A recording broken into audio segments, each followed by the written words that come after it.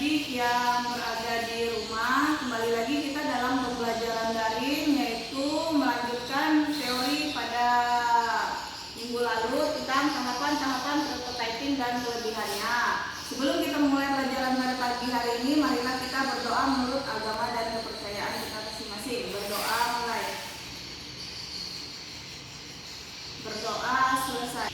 Pagi hari ini di sini kita kembali lagi pada pelajaran tentang tahapan-tahapan prototipe dan kelebihannya. Tapi sebelum itu saya absen dulu kalian melalui pembelajaran daring. Di sini ada sekitar 30 siswa yang sudah masuk dalam pembelajaran daring. Ya.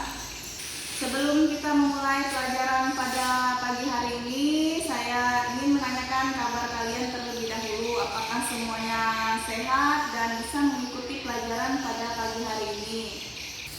Oke, di sini sudah saya tuliskan tentang tahapan-tahapan prototyping dan kelebihannya. Yang pertama yaitu pengumpulan kebutuhan.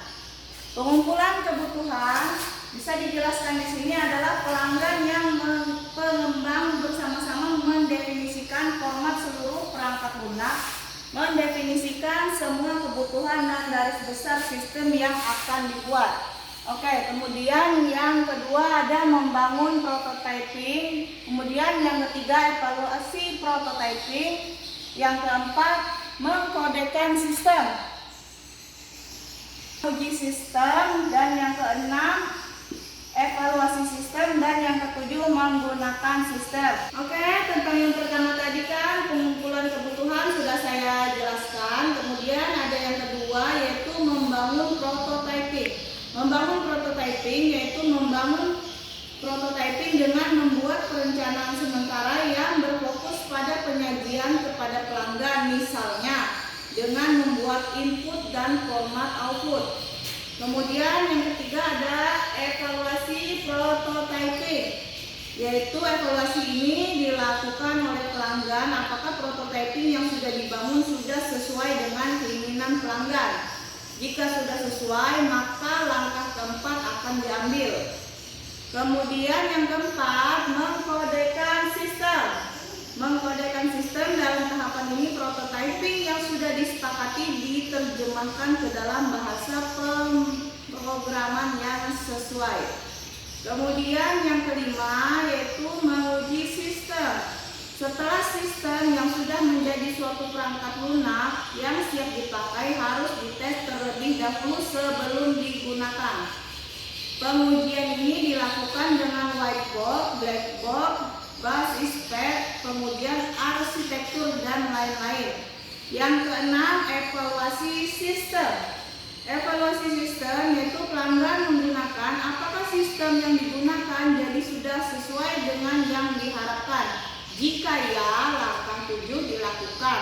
Jika tidak, ulangi dari langkah 4 dan 5. Kemudian yang terakhir, menggunakan sistem.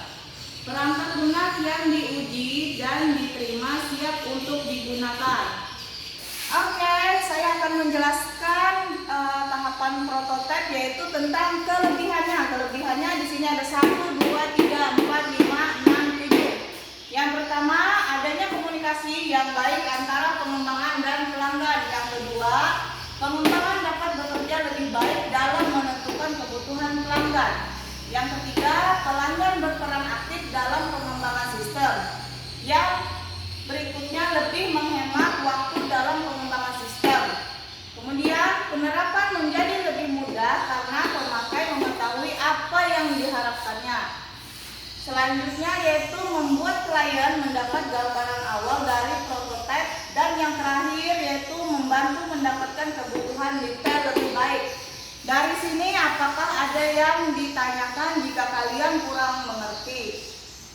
Selebihnya ada beberapa link yang sudah saya kirim di website kalian masing-masing. Sampai di sini saya ulangi sekali lagi, apakah ada yang ditanyakan dan didiskusikan sebelum kita mengakhiri pelajaran pada pagi hari ini? Oke anak-anak, kembali lagi. Sebelum kita mengakhiri pelajaran akan dimulai dengan berdoa. Sebaiknya kita juga berdoa untuk mengakhiri pelajaran pada pagi hari ini. Berdoa mulai.